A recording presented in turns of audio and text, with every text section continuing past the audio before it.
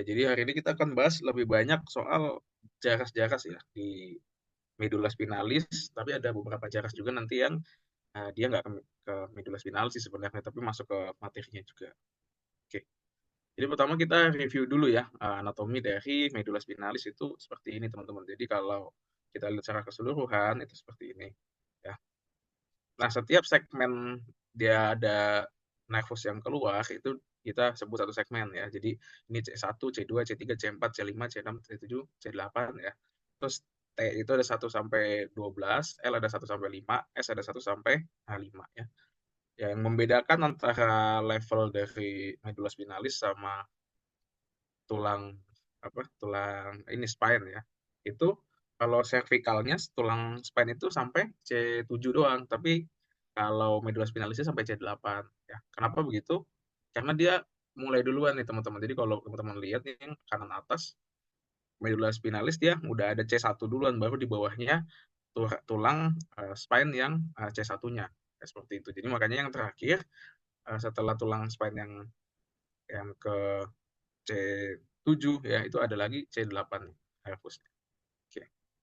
Nah, kalau kita potong seperti apa? Melintang gitu ya. Itu seperti ini bentuknya. Jadi medula spinalis itu struktur yang memang benar-benar terlindungi ya di dalam. Ini spinal cord-nya ya, terus di luarnya ini masih ada meningesnya ya. Jadi selain otak, medula spinalis ini juga terlindungi oleh meninges, teman-teman. Ada pia mater yang nempel langsung di medula spinalisnya, terus ada ruang subarachnoid ya.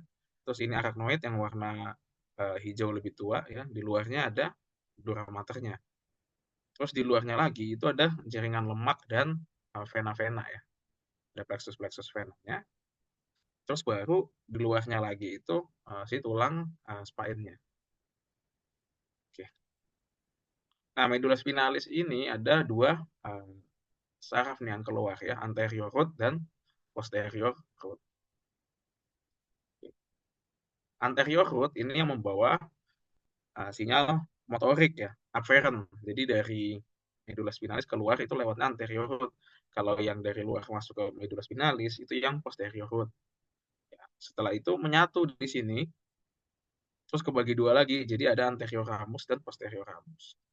Posterior ramus itu untuk bagian-bagian tubuh terutama di punggung ya, sisi belakang. Sisanya anterior ramus yang mempersarafi. Terus ada juga simpatik ganglion ya, bercabang ke simpatik ganglion.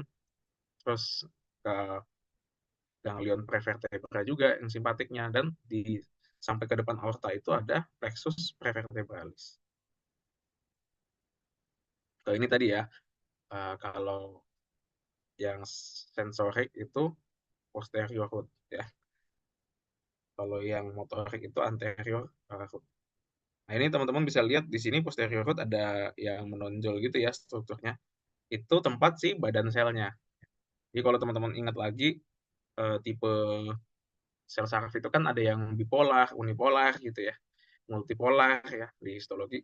Nah, sensorik ini kan dia tipe yang unipolar ya. Jadi badan selnya di tengah dan di sampingnya. Ya, kalau bipolar kan pas di tengah-tengahnya. Kalau unipolar dia badan selnya di samping ya, di samping dari aksonnya. Nah, yang sensorik itu unipolar. Ya. Badan selnya berkumpul di sini di dorsal root ganglion. Terus baru bercabang jadi anterior ramus, itu semua otot kecuali intrinsic back muscle dan somatic sensory. Kalau yang posterior root itu untuk intrinsic back muscle dan somatic sensory. Oke. Nah, ini jaras-jarasnya ya. Yang merah itu motorik ya atau descending. Ya, saya lebih suka bilang descending sih karena nggak semuanya juga motorik gitu. Kalau motorik kan kesannya kayak yang kita sadari gitu gerakannya. Jadi descending yang merah, jadi jaras yang dari kepala ke bawah, yang biru itu sensorik, jadi dari bawah ke kepala. Ya. Nah, bentuknya seperti ini teman-teman. Kalau yang jaras yang motorik, yaitu ada jaras piramidal dan ekstrapiramidal. Ya, kita sebut piramidal karena bentuknya kayak kayak piramid ya, ada yang kayak piramid bentuk. Ada lateral dan ada anterior. Kalau lateral itu semakin keluar itu semakin ke bawah yang di kosa kaki ya. Cervical itu yang bagian lebih ke tengah, sakral yang di luarnya. Terus ada anterior corticospinal di sini. Terus ada jaris-jaris ekstrapiramidal, ada rubrospinal, reticulospinal, olivospinal, vestibulospinal. Kalau yang sensorik itu ada dorsal column medial lemniscus system ini ya. Semakin ke tengah, semakin bawah ya, semakin lateral itu yang bagian tubuh bagian atas ya. Yang tengah ini fasciculus gracilis, yang di sampingnya itu fasciculus cuneatus. Terus ada jarak spinocerebellar ya, yang dua ini ya, ini dari spine ke cerebellum.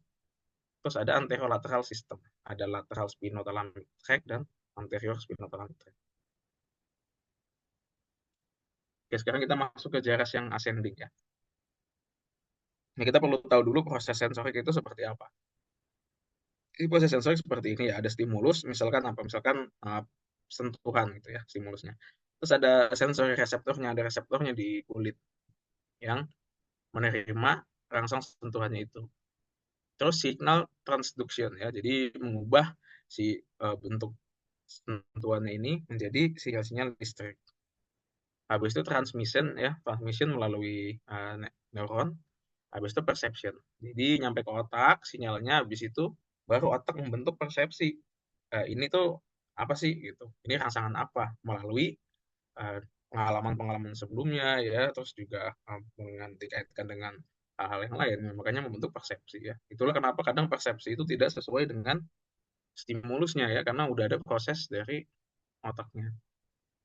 Nah, ini ya reseptor, terus first order neuron ya, terus baru second order neuron naik ke thalamus, third order neuronnya itu ke cortex, nah baru fourth order neuron ya, yang kadang nggak jarang sekali kita sebut karena itu cuma di dalam korteksnya aja. Ya. Nah ini untuk reseptor-reseptornya. Ada Meissner ya untuk fine touch, Pacini untuk vibrasi ya. Terus ada muscle spindle atau Golgi tendon organ untuk posisi ya.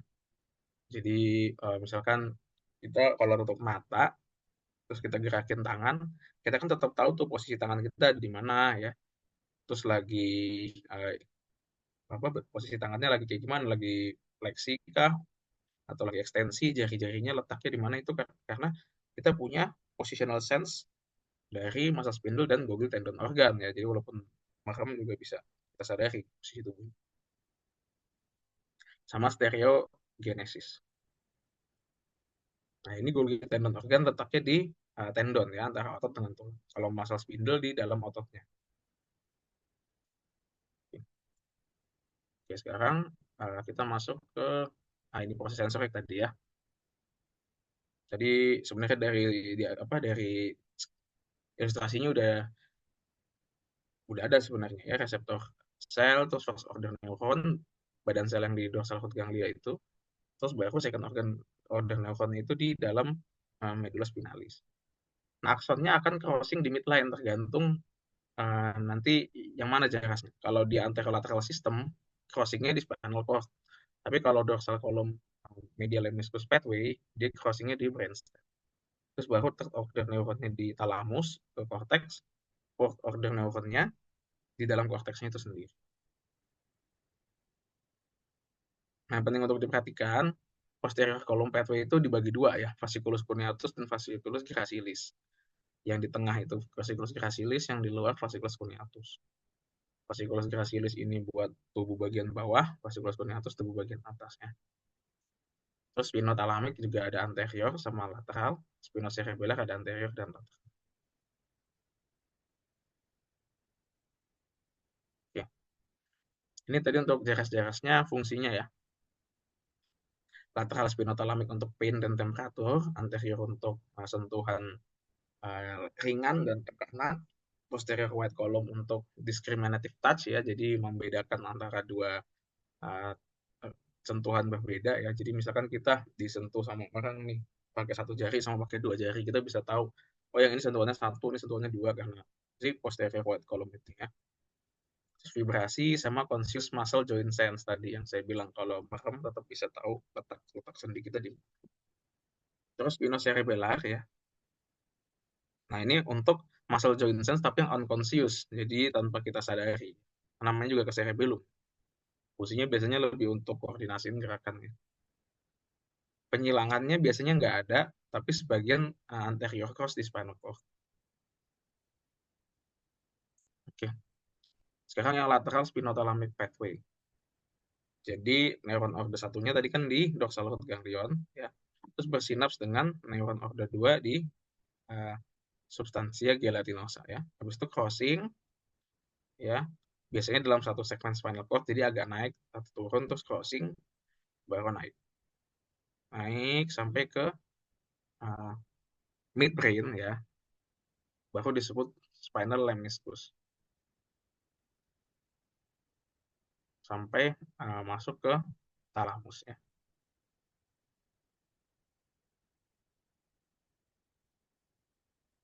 Nah, seperti itu. Nah, kalau ini potongan-potongan, kalau secara utuhnya seperti ini. Nah, kalau untuk yang anterior spinothalamic sebetulnya sama aja. Cuma dia untuk light touch and pressure, ya. Sama aja percabangan-percabangannya sama. Yang beda ini nih, dorsal column pathway. Kalau dorsal column pathway, dia neuron order satunya masuk ya dari dorsal root ganglion, langsung dia naik. Jadi nggak crossing dulu medulla spinalis, langsung naik melalui dorsal column tadi ya. Fasciculus cuneatus atau fasciculus gracilis tergantung yang mana, bagian tubuh yang mana ya. Terus naik masuk ke medulla oblongata.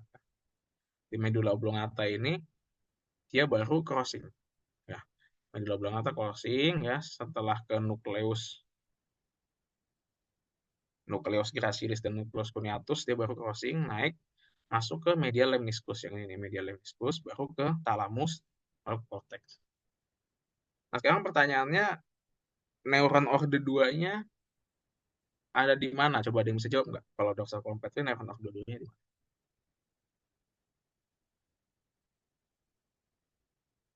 Kalau ini kan tadi neuron order 2-nya di medulla spinalis ya, habis itu crossing. Nah, neuron order 2-nya di mana kalau dorsal column pathway? Coba ada yang bisa jawab nggak?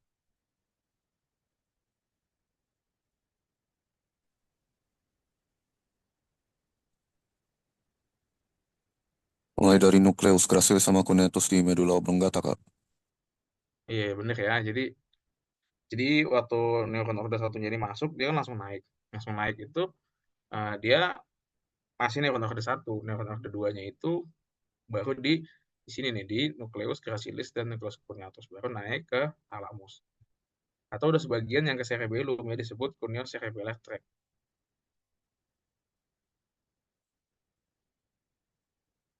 Oke. Sekarang spinocerebellar pathway. Ya. Nah, spinocerebellar pathway ini ada dua juga tadi kan, posterior sama anterior. Kalau posterior ya, posterior spinocerebellar itu dia langsung naik teman-teman, langsung naik, nggak ada crossing ya, langsung di medulla spinalis itu neuron order 2-nya naik masuk ke melalui superior peduncle ataupun dia lewat inferior peduncle. Nah, kalau yang anterior itu biasanya dia crossing ya, naik terus masuk ke cerebellum lewat superior cerebellar peduncle, tapi habis itu crossing balik lagi ke sisi yang ipsilateral ya. Jadi ya walaupun crossing tapi sebenarnya nggak crossing ya karena balik lagi. Nah, itu nggak tahu kenapa seperti itu. Oke. Nah, kalau yang ini bukan jaras spinal sebenarnya, tapi ada bagian yang dia masuk ke medulla spinalis. Jadi saya masuk juga ya. Jadi ini mengenai sensorik dari wajah ya, yang di cover oleh nervus trigeminus ya, terus juga nervus trigeminus itu bertanggung jawab nyeri di pembuluh darah di otak ya, terus di dura mater juga, sama pembuluh darah yang di luar kranium, kayak seperti arteri temporalis, seperti itu yang ada di kepala ya. Jadi kalau nyeri-nyeri kepala, baik itu di dalam ataupun di luar kranium, itu biasanya dari nervus trigeminus.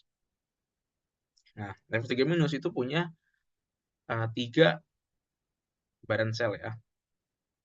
Ada di trigeminal ganglion. Terus masuk ke nukleusnya nih teman-teman. Jadi si trigeminus ini punya 4 nukleus ya. Ada mesencephalic nucleus, main sensory nucleus, spinal nucleus, sama motorik nucleus ya.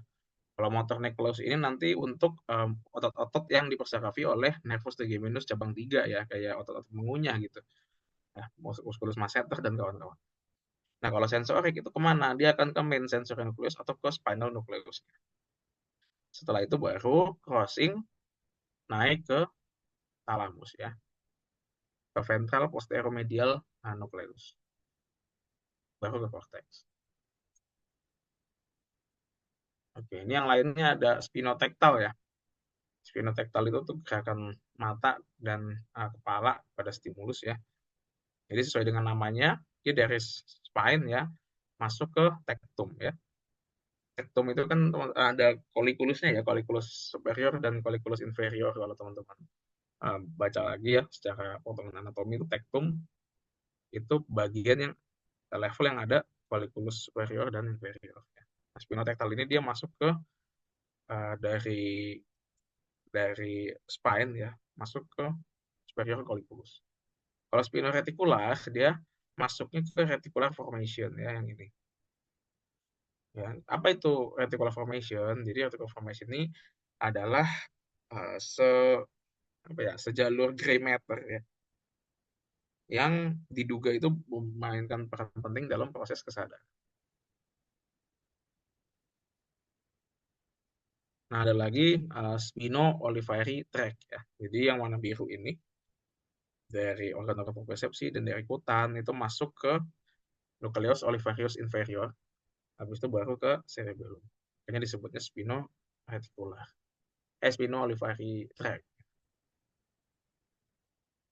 Oke, untuk ascending tract ada yang mau ditanya dulu?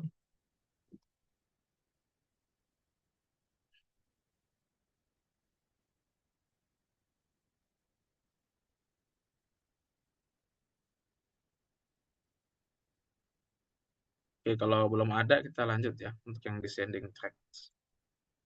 Ya, jadi untuk motorik itu bisa kita bagi dua ya, jadi otonom sama somatik. Otonom parasimpatis dan simpatis, somatik jadi piramidal sama ekstrapiramidal. Nah, piramidal itu kortikospinal dan kortikobulbar ya. Kalau ekstrapiramidal ada banyak, retikulospinal, rubospinal, vestibulospinal, tektospinal, livospinal, banyak ya. Nah, kalau kita bicara motorik, kita belajar juga tentang upper motor neuron dan lower motor neuron ya.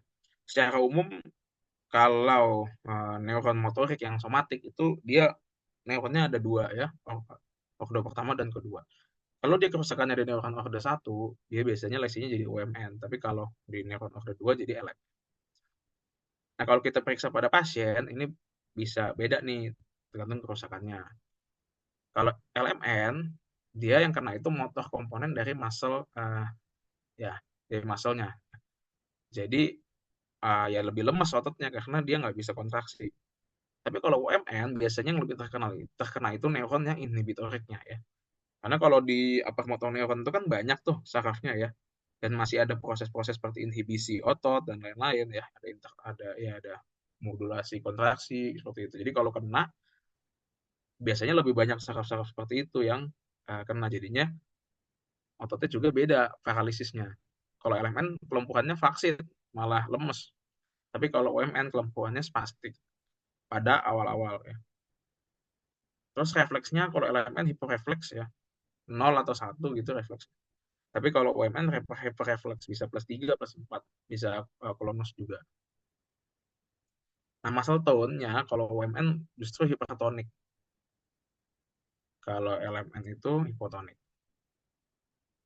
Kalau LMN dia wasting atrofi. Jadi memang dari awalnya itu dia atrofi ya, otot-ototnya karena nggak ada tonus, nggak ada kontraksinya. Kalau UMN dia atrofinya lama kelamaan atrofi karena nggak pernah dipakai. Ya. Fasikulasi ada di LMN, tapi tidak ada di UMN. Ya, fasikulasi itu kayak kerutan-kerutan di otot gitu. Terus Babinskinya positif kalau UMN. Kalau LMN biasanya areanya lebih kecil ya, karena neuronnya itu kan udah lokal dia. Kalau UMN biasanya lebih besar area. Oke. Nah ini yang paling penting dan paling sering keluar di ujian ya, corticospinal pathway. Jadi teman-teman harus harus hatam ya ini ya. Ada yang anterior, ada yang lateral. Oke, awalnya sih sama aja ya dari cortex sampai ke uh, cerebral peduncle, masuk ke midbrain ya lewat yang bagian di anteriornya ini ya. Terus sampai ke medulla oblongata, sampai ke struktur namanya piramid ya. Sebenarnya yang membuat ada istilah ekstrapiramidal atau tidak ya bagian yang piramid ini. Corticospinal ini masuk ke piramidal. Terus dia crossing di level si piramidnya ini ya, masuk ke lateral corticospinal tract. Tapi kalau yang anterior biasanya langsung turun anterior corticospinal tract. Jadi kebagi dua. Nah, nanti di level medulla spinalis, lateral corticospinal tract ini ketemu sama neuron ordo 2-nya, lower motor neuronnya, terus keluar. Kalau yang anterior corticospinal dia crossing dulu, terus ketemu sama neuron ordo 2-nya. Sekarang corticobulbar pathway. Nah, ini jaraknya banyak teman-teman karena mengcover gerak. Ini istilah untuk mengcover jarak dari uh, cortex ke nervus cranialis ya. Jadi ada banyak. Cuma ini contoh aja ya, yaitu nervus 7 dan nervus 9 ya. Nah, umumnya inervasinya ini bilateral, kecuali nervus 7 yang di bawah mata sama musculus genioglossus ya, lidah. Nah, ini teman-teman harusnya udah belajar ya soal membedakan LMN dan UMN di kasus kelumpuhan saraf menginervasi musculus facialis ya. Nah, ini penting sekali nanti kalau udah ketemu pasien kayak saya, jadi harus bisa bedain dia apa motor neuron ya, yang indikasi adanya stroke mungkin, atau memang dia gangguan saraf perifer seperti Bell's palsy itu yang lain. Ya. Jadi kalau yang bagian bawahnya ini dia diinervasi hanya oleh bagian otak yang kontralateral ya. Tapi kalau dia bagian yang mata ke atas ya di dahi itu berarti inervasinya dua-duanya. Jadi kalau ada lesi di lower motor neuron, ya dia kena dua-duanya. Jadi kelumpuhannya sampai ke dahi. Gitu. Biasanya pasiennya jadi susah buat buka mata ya, terus bisa kita suruh buat mengernyitkan dahi juga nggak bisa sebelah.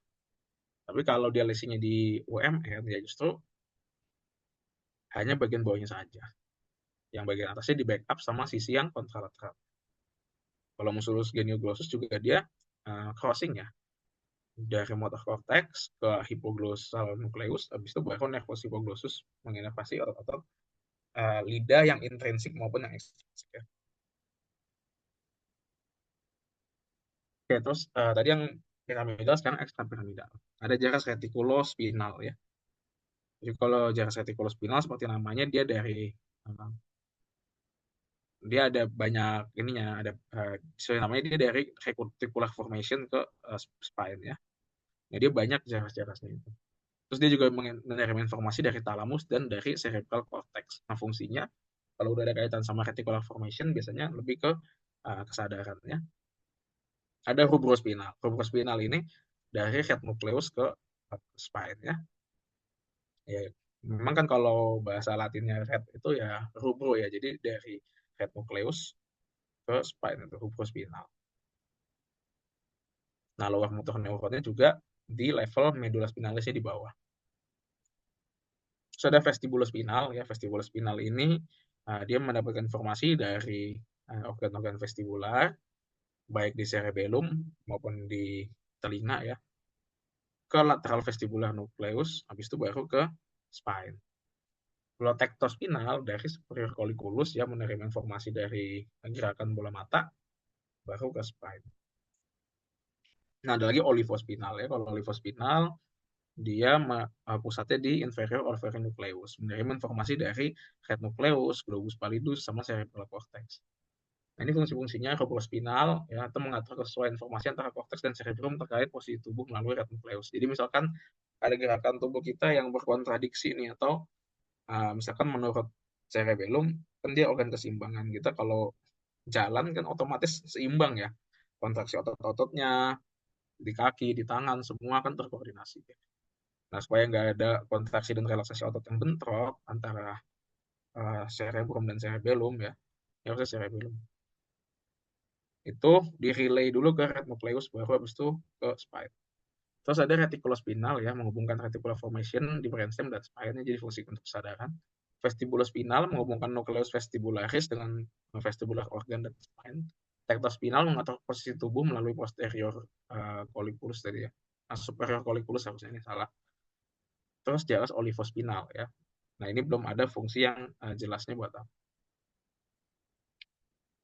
Oke, untuk descending pathway ada mau ditanya dulu nggak?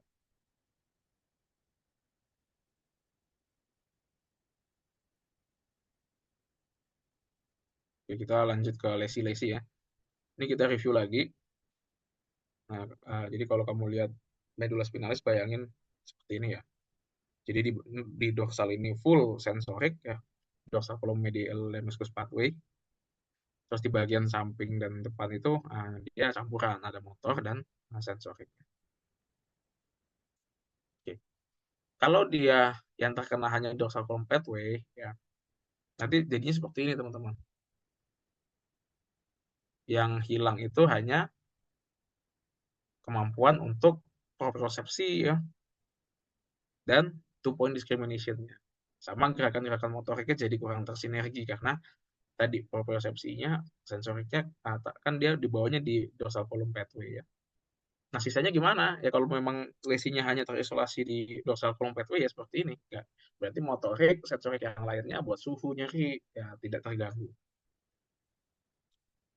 Ada lagi seperti ini ya, cuma setengah doang. Ini disebutnya Brown Sequard syndrome. Ini jarang sekali sih teman-teman seperti ini. Karena harus presisi kan lesinya. Paling biasanya karena trauma tajam gitu. Nah, begini jadinya. Nah, kalau teman-teman ingat, yang terkena ini kan sebelah ya. Jadi kalau di sini titik poinnya adalah teman-teman harus tahu yang mana yang udah crossing, yang mana yang belum crossing ya. Oke, sekarang kita ke dorsal column pathway-nya coba. Kalau dorsal column pathway udah crossing belum di level segini di medulla spinalis? Belum. Kira-kira belum ya. Nah, makanya untuk propriosepsi dan ya untuk propriosepsi dan yang dibawa sama dorsal column pathway ya, yaitu point discrimination seperti itu, nah dia masih ipsilateral ya, yang cacatnya. Tapi kalau untuk lateral dan anterior spinothalamic pathway ya, karena dia udah crossing, yang kena itu justru sisi yang kontralateralnya ya. Karena kan yang dibawa di sisi ini kan katakanlah sisi kiri gitu ya. Itu informasi dari sisi kanan, crossing, naik, sampai ke T10. Jadi kalau kena di T10, yang di bawahnya T10 itu untuk temperatur, suhu ya, yang dibawa sama spinothalamic lateral dan anterior, itu yang kontralateral. Nah, gimana kalau pas di T10? Uh, bagian yang pas di T10-nya gimana? Nah, semua sensorik itu hilang di level T10-nya. Kenapa begitu? Karena ya masuk semua kan ke sini ya. Jadi buat propriosepsi ya, dorsal column pathway maupun yang lateral dan anterior spinothalamic, dia kan tetap masuk lewat sini dulu nih kalau level T10 sebelum crossing. Jadi kalau ada lesi ya kena juga.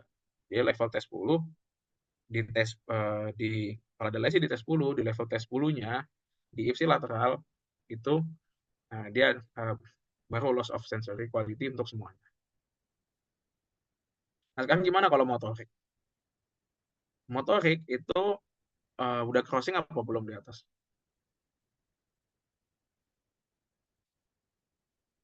Udah crossing ya secara kalau lewat lateral udah crossing, kalau anterior belum crossing. Nah, tapi di bawah itu kan nggak ada crossing lagi. Jadi kalau kena di sisi kiri, ya untuk motorik akan kenanya di sisi kirinya semua. Untuk tes 10-nya, dia masuknya flaccid paralysis ya. Karena kita anggap neuron order 2-nya atau elemennya si T10 itu kan ada di sini ya, ada di segmen T10-nya. Jadi kalau dia ada lesi, ya lesinya LMN. Tapi untuk level-level di bawah T10 yang lewat di T10 ini masih bentuk traktus ya, bentuk neuron order 1. Jadi di bawahnya T10 itu dia spastic paralysis. Nah, sekarang ada namanya central cord syndrome ya. Apa itu central cord syndrome? Central cord syndrome ini yang terefek itu yang di tengahnya, teman-teman. Biasanya ini kejadian-kejadian trauma yang membuat hiperfleksi atau hiperekstensi dari spine-nya ya. Jadi yang paling terkena itu di bagian tengahnya spine ya. Atau biasanya degenerasi gitu pada orang tua ya, degenerasi dari tulang spine-nya. Nah, kalau kenanya di tengah, kita review lagi gambar yang ini. Kalau kenanya di tengah, untuk motorik dia dominan yang kena yang mana nih coba? Cervical dan thoracal ya. Jadi makin ke luar itu makin ke bawah ya untuk motorik. Nah, sensorik juga sama untuk anterolateral system. Makin ke tengah, makin ke atas, bagian tubuh bagian atas, makin keluar bagian tubuh bagian bawah. Jadinya kalau ada central cord syndrome ya, lesi di tengah seperti ini, yang lebih dominan itu bagian atasnya, teman-teman. Jadi lebih dominan kehilangan sensasinya, baik motorik maupun sensorik itu di bagian atas dibandingkan tubuh bagian bawah. Dan UMN ya. Nah, ini dermatom.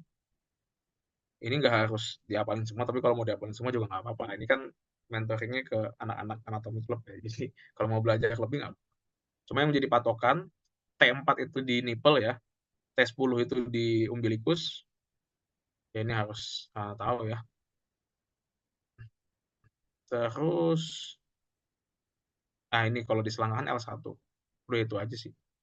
Ya, karena biasanya sih kalau ada soal, pasti yang dikeluarin yang ada patokan-patokannya ini.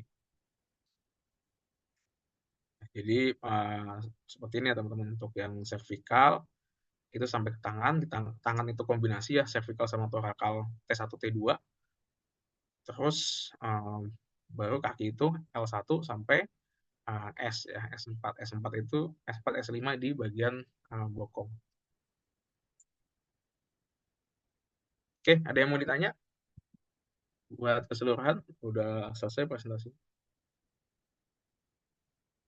Sebelum kita lanjut bahas soal